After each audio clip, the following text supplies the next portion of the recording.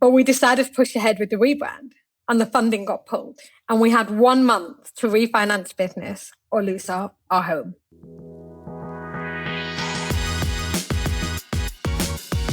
Welcome back to Series 10 of 40 Minute Mentor, the podcast on a mission to raise aspirations and inspire the next generation of category-defining founders.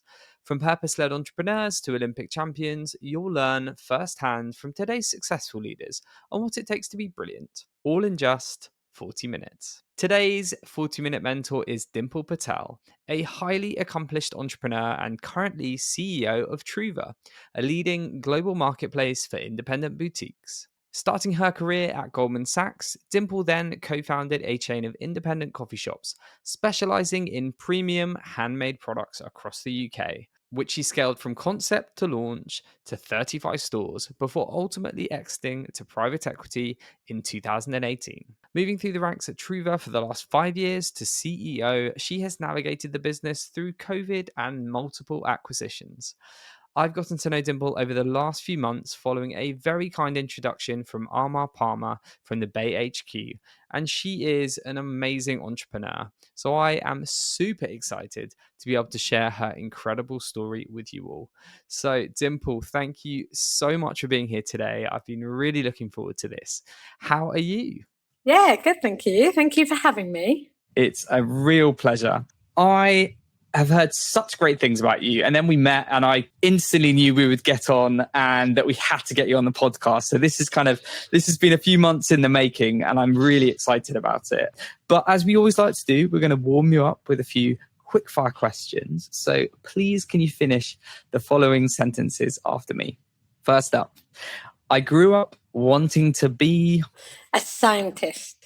I was just really, really curious about the world and always kind of had my nose in science books. And then there's just something really exciting about things exploding in a science lab, and that just had me hooked. Fair enough. Yeah, I think I made some very weird concoctions, and they were tended to be like mixes of fruit juice more than actual scientific experience when I was younger, but I definitely went through that phase. Awesome. The last time I was scared was when? When I was abroad for an event fairly recently. It finished slightly later than I had expected. So I ended up walking back to my hotel and my phone took me through not the best lit route in town. And actually there was just something quite terrifying about it being midnight in a place that you don't know. It's really dark. I thought I was going to have to take my heels off and run at one point. Oh no, that's horrible. The most memorable day in my career was? I would say memorable for both good and bad reasons. The day after we found out about the MAID collapse is probably the day I will never forget. Oh, I can imagine. We'll come on to talk about that. We'll tease our audience a bit with that one and we'll come back to it. My biggest failure to date is? So I don't know if this is a failure or a mistake, but when I was initially funding my first business, I made the mistake of putting down my home as collateral on the debt that I took out on that business. Really bad idea. Thankfully, did not end up homeless, but we got very, very close at one point. So yes, very, very early mistake, could have been a colossal failure. Yeah, I mean, that's a first and not a first for entrepreneurs, I'm sure out there, but yeah, a first for this podcast. Final quick fire question. If there was one thing I could change about entrepreneurship, it would be? The inaccessibility of it. I think if you look at the life circumstances of entrepreneurship, it makes it inaccessible to a lot of the population. So unless you have a really strong support network, financial safety net, access to funding, really, really strong networks, a lot of the time you can't afford to take that risk. So I think entrepreneurship can also be more accessible to more privileged people than those who aren't. I think that's very fair and a great shame because I'm sure we're missing out on some incredible entrepreneurs and businesses as Absolutely. a result. Yeah, very fair point. Something that I hope we can change over the years ahead. And certainly with this podcast, we really are hoping to try and inspire everybody from all walks of life and all backgrounds to be encouraged to go for it and, hopefully democratize access to mentorship. So yes. Dimple, thank you for that. Really excited to dive into your story. And we're going to do what we usually do and start at the very beginning. So do you mind sharing with our listeners a bit about your childhood and how it shaped you into the person and leader you are today? So I grew up on a very rough council estate up in South Yorkshire. This was kind of late 80s, early 90s. My parents were both first generation immigrants. They moved over in their late teens. Neither of them spoke the language. They didn't have any formal schooling. My dad slept on cardboard boxes when he first moved over because they couldn't afford a bed. And then worked their way up to buy this corner shop in this really terrible estate. And I had two younger sisters, and we grew up surrounded by drugs and racism and crime. We had 10-foot fencing around our house with barbed wire along the top. And that was all I really knew until I was about 13. I went through school, fortunately, on scholarships, and that gave me access to education, which ultimately completely changed my life. But it meant that I grew up being very, very different in most of the situations that I was in. I was always the underdog. I faced a lot of challenge, but it built this natural drive to kind of get out of where we were, to achieve better, and also resilience and this ability to face adversity. So actually, I would say now I'm more of a product of that part of my life than any of the parts that kind of followed from Cambridge onwards.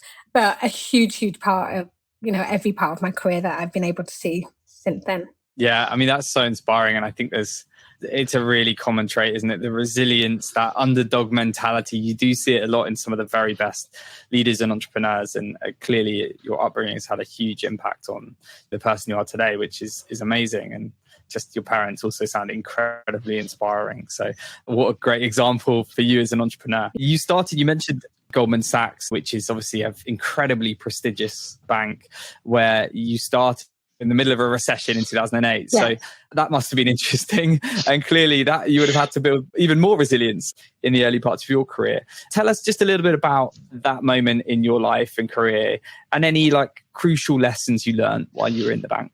So, like you said, worst possible timing to walk into banking ever. It was right in between Bear Stearns and Lehman Brothers coming crashing down. And as I walked in, we had people walking out with their brown boxes and mass redundancies. Looking at it from the other side, though, what an incredible time and place to start my career. It was a huge baptism of fire. I got given so much responsibility almost from day one. I was trading hundreds of millions, if not billions of dollars on a book, actually pricing trades for clients, managing that risk. And a lot of it I had to work out for myself because everybody was so stressed and the markets were in such turmoil that no one had time to sit next to you and say, you do this, and then you do this, and then you do that. So actually, there was something incredibly entrepreneurial about the way we were thrown out onto that trading floor and just had to make it work.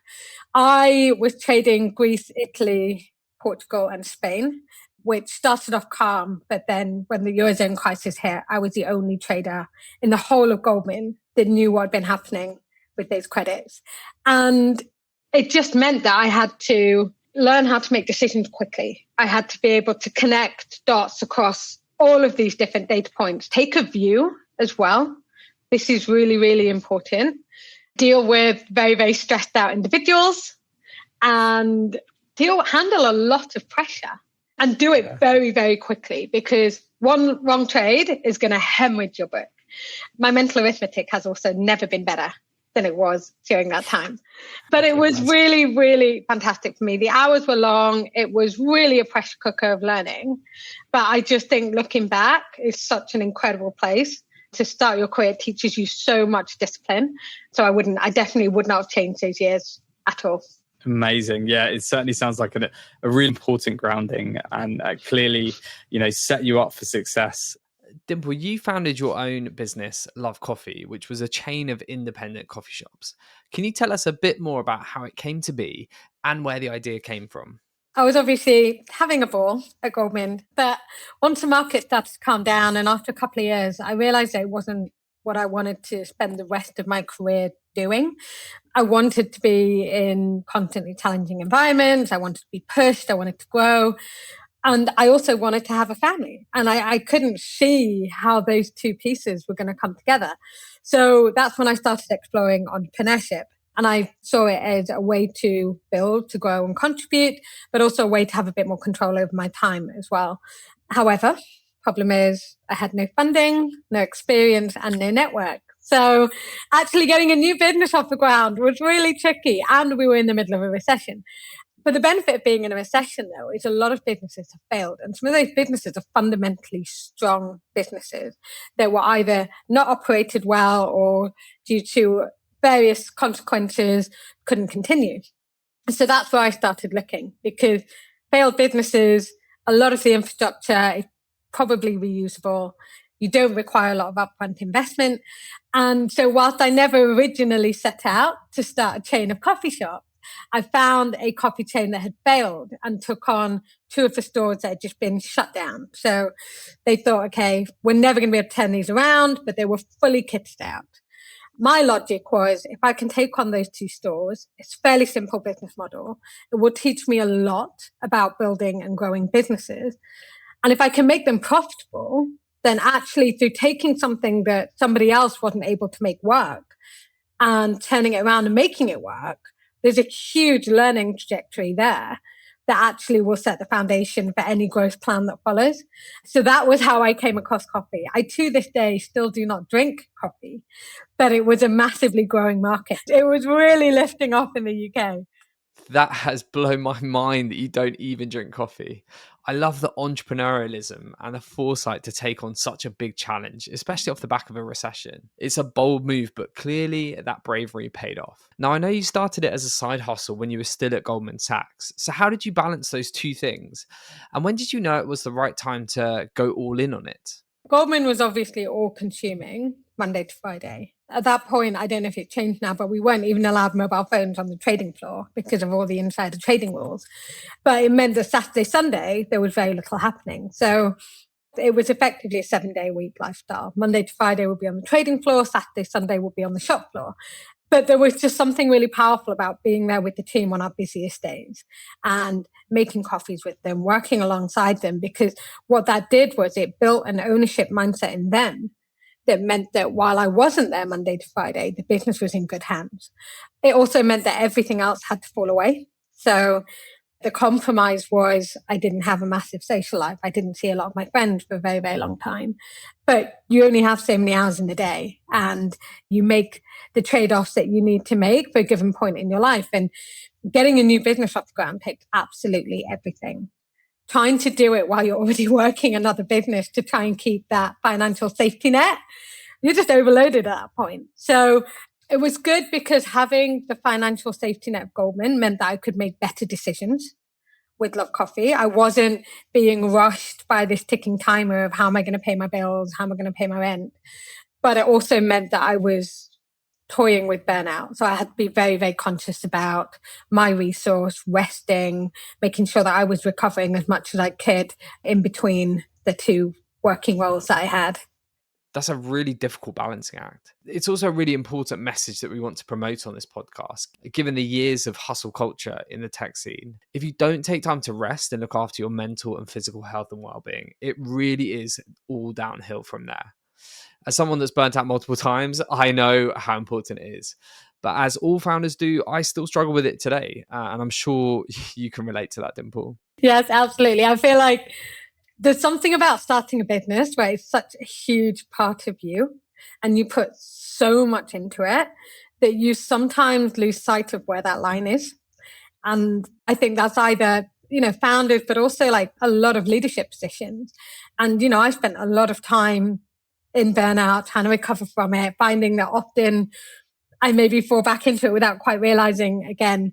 So I think what you say about kind of building regular rest and recovery into your routine safeguards that somewhat, rather than assuming that you're going to see it before it hits, because you don't.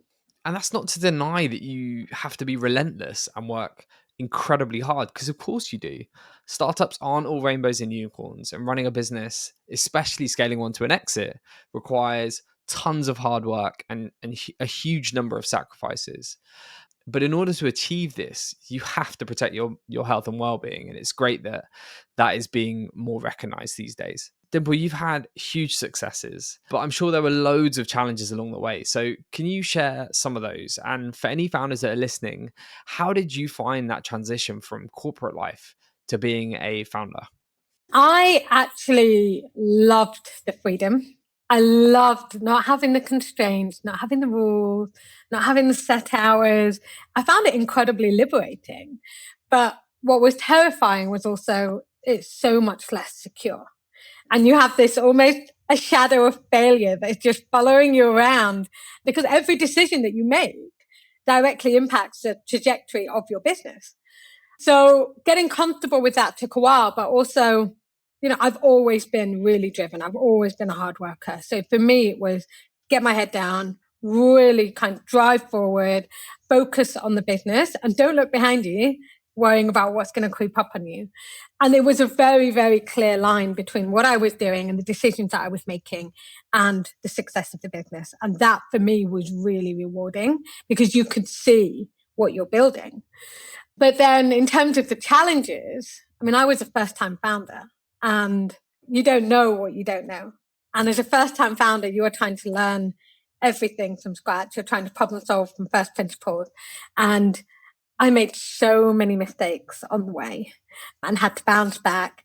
Love Koffee was also, we were scaling a physical operation that was incredibly grueling. So you have kind of all of the mental challenges of building and growing a business, fundraising, etc., but also physically being on your feet 12 to 15 hours a day is really exhausting. Scaling an operation across the UK, making sure that you have consistency of service, building teams. And we had a real range in terms of the teams in the business. You have kind of management teams who are obviously might have 10, 15 years of experience. And then you have people in the stores who, we were recruiting out of job centers and bringing people into work who may have been unemployed for quite a significant period of time before that. How do you motivate them? How do you get them to look after your business as if it was their own? How do you get them to pay, that attention to detail that is such a key part of the brand that you're building? But going back to your quick fire questions at the beginning, there was one absolutely terrifying moment in Love Koffee that I look back on and potentially left me slightly scarred. We put down our house as collateral on the loan that we took out for the business. And about 5-6 years into the business, we saw that the market was moving very much towards independent coffee, quite boutique, quite artisan, which really aligned with our product, but didn't necessarily align with our brand. Our brand identity had been much more mainstream. So I'm talking Costas, Neros, that kind of thing. I rebranded and I completely rebranded. It was unrecognizable in terms of the difference from 1 to 2, and really wanted to roll this out across our portfolio. And I think we had over 30 stores at the time. Took it to our bank and they hated it. They hated it because it was, with every store, we were trying to create a unique identity and they wanted chain. They wanted to be able to see that it was going to have the multiples that Costa had or Starbucks had. So they gave us an ultimatum, which was if we continued with the rebrand, they were not going to be funding us anymore. So at that point, I had to make a decision as to whether I pushed ahead with the right strategic outcome for the business, manage the financial risk, but also know that if the financing gets pulled and I don't refinance the business, I'm not going to have anywhere to live. As a leader, you have to operate in the best interest of the business. Your decisions have to be the decisions that are going to help that business continue to grow and flourish. And personally, a lot of those decisions will be difficult. The consequences are never easy, but we decided to push ahead with the rebrand and the funding got pulled. And we had 1 month to refinance business or lose our home. And long term, that was the right thing to do because the rebrand is the reason why we got the inbound to sell the business. But at the time, it was terrifying and largely came from a mistake of putting it down as collateral in the first place. That's really interesting. And it just goes to show the reality and sometimes terror that comes with founder life. But I think having conviction in your ideas and really backing yourself is such an important part of being a founder. It's such a great story. So thank you so much for sharing it. You ultimately exited the business to PE after 8 years, which is, a once in a lifetime achievement. So congrats again on that. How did you feel when you signed that contract? And how did you decide what to do next? It was incredibly emotional. Acquisitions are hard. And I think with your first acquisition, you don't really know what is a typical question versus an atypical question. And you are so attached to your business. So selling it was tough, but I'd also personally got to the point where I knew it was time to leave. The business was ready to scale. We had a blueprint. I just wasn't finding those operational challenges exciting anymore. And I wanted to move on to the next stage of my career. So actually the timing was perfect. It was just the separation of being able to step away, knowing that the business is going to grow and succeed even without you in it, which is also as a founder, your business is a huge part of your own identity. So true. But it's never a given. It's never a given that business will exit. And it's never a given that post-exit, that business will continue to succeed and it will continue to grow. So actually to be in that position is incredibly fortunate. In terms of what I wanted to do next, so I knew 3 things when I sold that business. One was that I wanted to continue operating. I did look at moving into investment, but I still wanted that hands-on element of the day-to-day. The second part was that I wanted to move into tech. I'd seen how much tech can accelerate scale. And having scaled something that was incredibly physical, capital intensive, I wanted to grow, but I wanted to be able to leverage tech to get there. And the third piece was I knew that I didn't have it in me to start a business again. And at that point, I thought possibly ever. I think I've moved away from that now. I think I was just very burnt out at the time. But I had a young family. My children were 3 and 5. And I knew I did not have it in me to give what was required to do that 0 to 1 of a new business. So there were kind of my parameters. Beyond that, it was just going out, having loads of conversation and just learning so much more about ultimately a new space and a new industry that I wanted to move into. This podcast is brought to you by JBM, a values-driven executive search firm that specializes in connecting world-class general managers, COOs, and commercial and marketing leaders into the fastest-growing startups and scale-ups and top-tier VCs on a permanent, fractional, interim, and advisory basis. But JBM are not your typical search firm. We focus on long-term relationships rather than transactional interactions, whilst also creating events and content, just like this podcast, to inspire and connect talent everywhere. So, whether you're looking for world-class diverse talent for your team, or if you're looking for your next startup leadership role, our team would absolutely love to chat to you. So head over to jbmc.co.uk to find out more, or drop us a line on info@jbmc.co.uk. But for now, back to more insights from today's 40-minute mentor.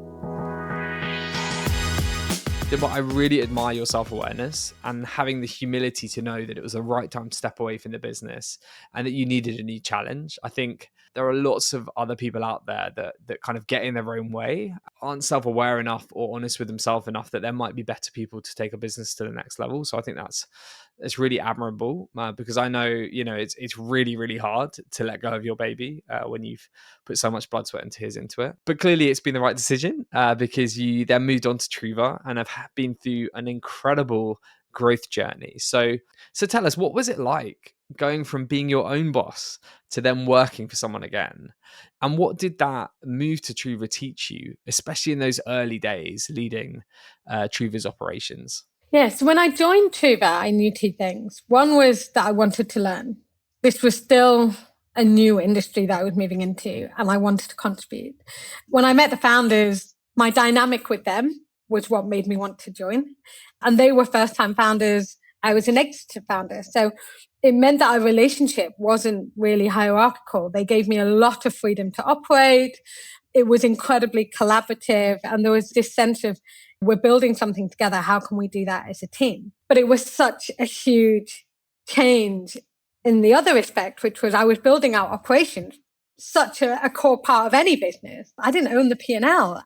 I didn't have to worry about the funding because I didn't own the runway of the business, and et cetera, et cetera. So actually being able to go back into that build stage without having to worry about the existential crises that the business might be facing for about a year, I think is about how long it lasted, was really, really refreshing. And I really loved being able to go in from at the ground level, get to know the systems, help build logic, work with the engineers. That's a time in my life that I otherwise would not have got. So actually really enjoyed going back to being a learner. I think that says a lot about your personality, that there was no ego there about not being CEO, and that it was a really big opportunity for you to learn. And I'd imagine that was pretty liberating. I guess it didn't last too long, though, as you quickly progressed through the ranks to become COO and then ultimately CEO in 2022. So how did you find those stepping stones through those different roles? Because I'm sure there's going to be a lot of people listening that will be COOs that are ultimately wanting to become CEOs. So I'd love your thoughts and any advice for anyone that might be looking to make that transition at the moment. I had, say, about 12 months to really kind of go and dig into the details of how Trouva works and understand all of the systems and our operating model and really get to know the team as well. There's a benefit from coming in a less senior position, which is you work alongside a lot of people as opposed to just managing everyone.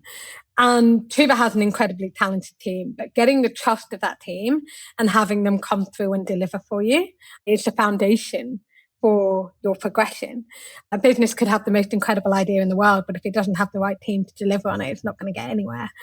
I actually really I was surprised. I really enjoyed stepping back into that leadership role, being incredibly cross-functional again, flexing those muscles that I had developed in my previous business.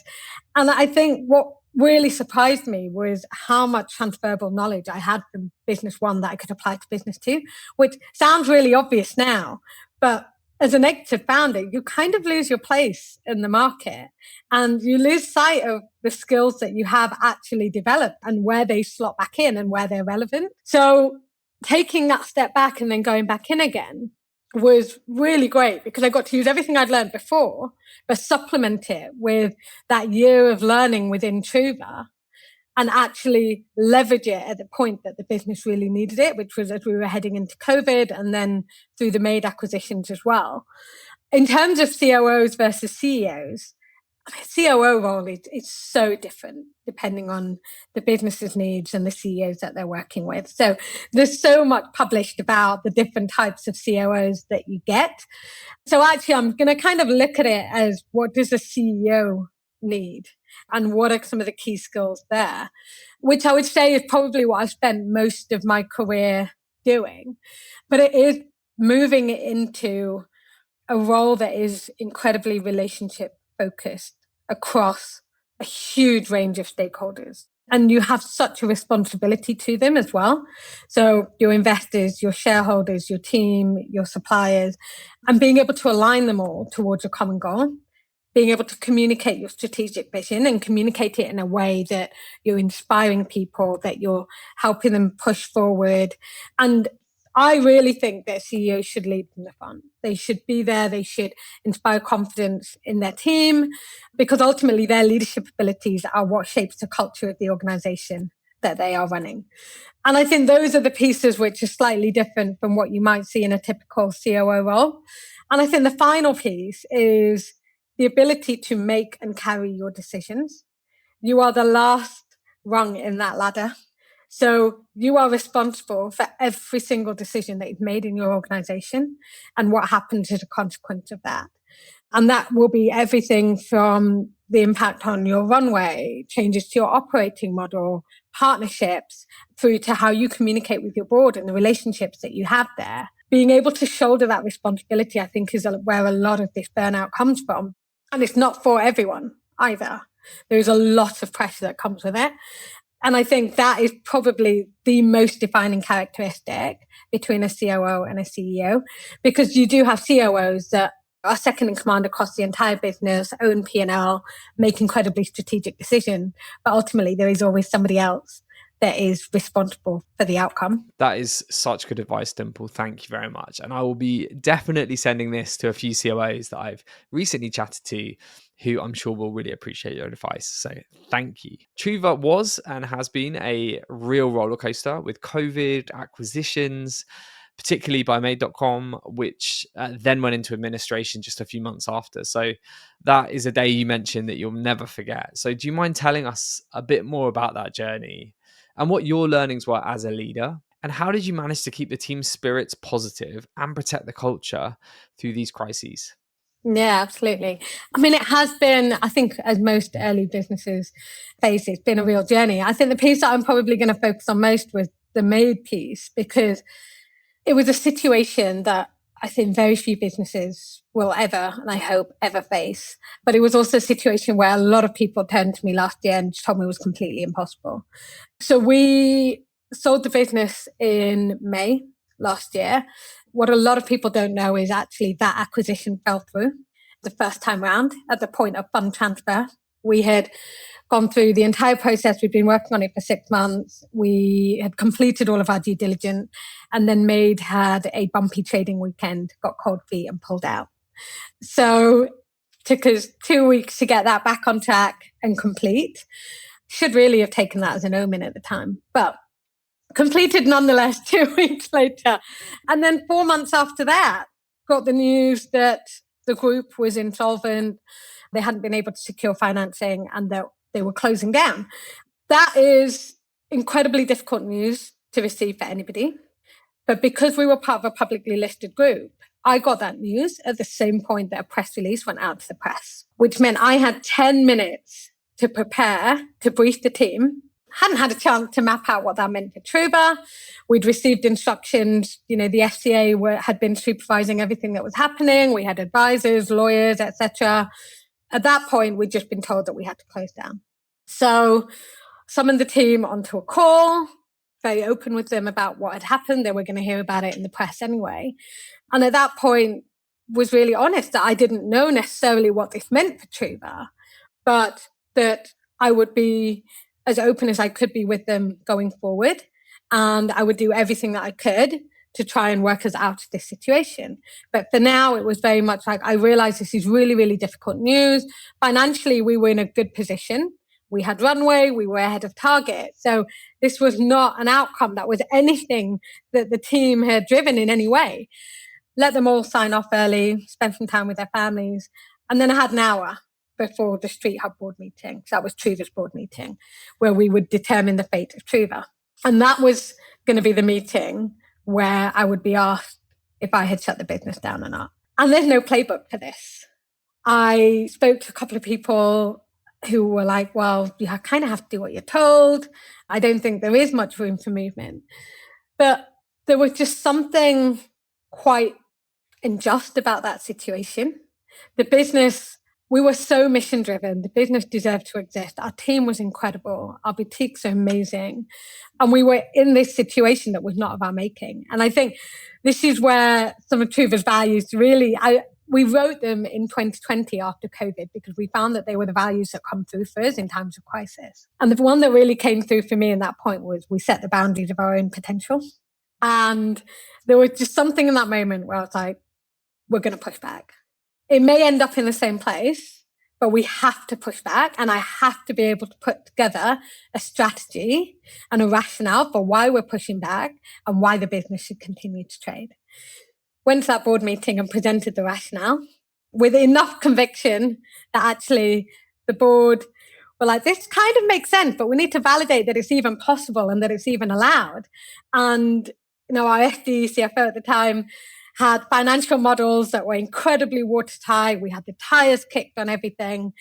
But what really changed at that point was this notion of we still have some degree of control over our destiny. It's not done until it's done. So the next day, I called the team back on an all hands and I think that was the moment that changed everything for us. It's probably one of the times I've had to give the most rousing speech of my life. But it was very much, we're going to fight this. Like, we've never done anything the conventional way. We're not going to start being conventional now.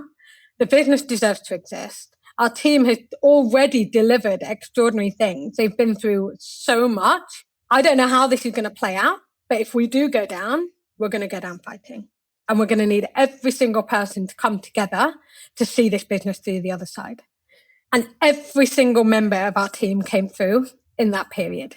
They stood up, they asked how they could help, and they delivered Christmas. Because remember, we're still a retail business facing Q4, as well as this existential crisis on the other side. And we did it. They beat targets. We went into another M&A process and then sold the business for the second time in 6 months, which we completed at the end of December. Dimple, this is one of the most incredible stories. The level of resilience required and belief you had in the team and culture you built, it really shines through and speaks volumes of your leadership skills. I know that it won't have been easy or fun, but what a great outcome from the position that you were in.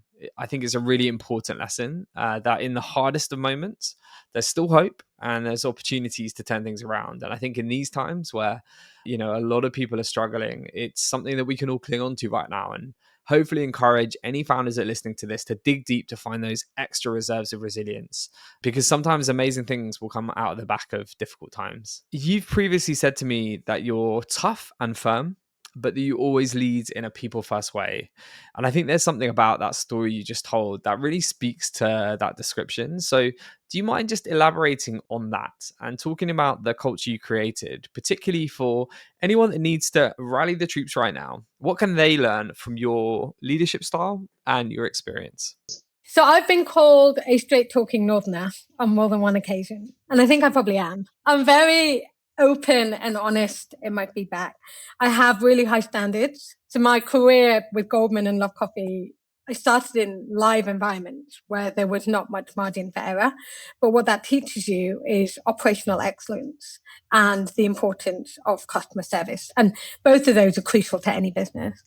But it's holding everybody in the organization to those standards, communicating why that care and attention to detail is so important. And I don't do it in a way where I'm policing it or enforcing it, because at Trouva, we've built a culture of trust where there's an ownership mindset in the team and they hold themselves to those standards, because everybody is working collectively to better themselves, but also to move the business forward. And it's very similar to what I built at Love Coffee when I wasn't there 5 days a week. And I think when teams come together in that way, what you have is the foundation for the business to do extraordinary things.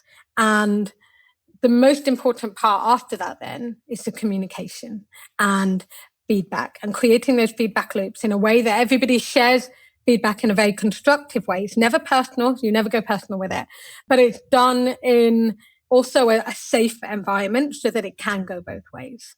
And I've had people in the business come to me, Chloe, who I know you've spoken to as well, and she'd come to me and said, I know that wasn't your best work. And, that's really honest coming from someone on your team, kind of holding the mirror up to you and saying, I think you can do better. Why was this not your best work? And I love that because it holds me to account and it makes me do better for them. So I think well-functioning teams, they need those standards, but they need to believe those standards themselves. And they need to understand that everybody there is operating with a team-first mindset and in the best interest of the business. That really is amazing. I was actually going to mention Chloe, who was singing your praises about what a great leader you are when she was on the podcast. You really created this culture of psychological safety where your team could come to you and give you feedback. And I think that's a really wonderful thing. Sadly, Dimple, we're at the end of this really enjoyable chat. So it's time for your final 3 wrap-up questions. Now, I know you're a massive believer in the power of mentorship. So I have to ask, if you could be mentored by anyone, dead or alive, who would it be and why? I would go with Indra Nooyi, who was the former CEO of PepsiCo. So I met her very briefly when I was at Yale. I served her a cup of tea, was absolutely starstruck that she achieved so much, and her leadership style was really interesting because she was a female CEO in a very male-dominated space. Received a lot of scrutiny, but she managed it with a really high degree of elegance and articulation. She really bucked the trend in terms of what the markets were expecting from her. So yeah, very, very much in awe of what she has achieved. I would love to learn from her. That's a great shout. I love it. Now, on to Question Roulette, which is new for this series.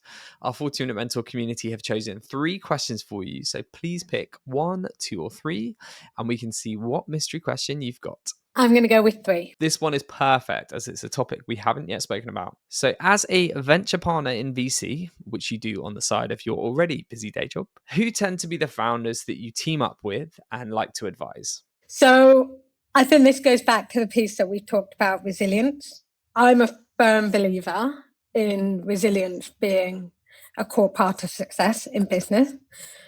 I also know that resilience comes from facing adversity and hardship. And the people who often have the most resilience don't have access to entrepreneurship. So I look for the founders that are the underdogs, the founders who, without the support and without the belief of a VC or a mentor, don't have access to build the businesses that they otherwise could do. Because a successful business caters usually to the 90%. Entrepreneurship is only really accessible to the 1%. So why do we have people in the 1% building businesses for everybody else? So this is, for me, what I look for is there something in this founder where they are just the underdog, where I can really add value and contribute? How do I support them? I love that. Imagine if we had loads more founders who truly represent our rich tapestry of society, building businesses for the benefit of all of us, rather than just the people that come from private schools or have money anyway, whose parents would have got them internships in VC, etc. I love that answer, Dimple, and couldn't agree more. Finally, Dimple, if there was one piece of advice that you'd like to leave our listeners with, what would it be? Something that I've been thinking about, definitely post-made, is be kind and be generous. And I know those are not 2 words that we talk about often in tech. I should clarify, I do not mean be nice. I don't like that word, and often it's very, very insincere. By being kind, you're empathetic. You do the right thing by others, you do the right thing by the business. And by being generous, it means you're not operating from a point of scarcity. You understand that it's not a zero-sum game. And that generosity, I think, is the key to what is going to help reduce some of the inequality and inaccessibility as well. It could be as simple as giving people your time, advocating for somebody. Those pieces are going to help move everyone forward. So I think it's taking a step back, being kind and being generous, fundamentally, I think are really, really important. I don't think we could have 2 more important words to leave our listeners with. So, Dimple, thank you so much for sharing your remarkable story with us. It's an inspiring one, full of ups and downs and, incredible levels of resilience. So many learnings for our audience. So it's been a real pleasure having you on 40-Minute Mentor. Thank you so much for coming on the show. Great. Thank you so much for having me.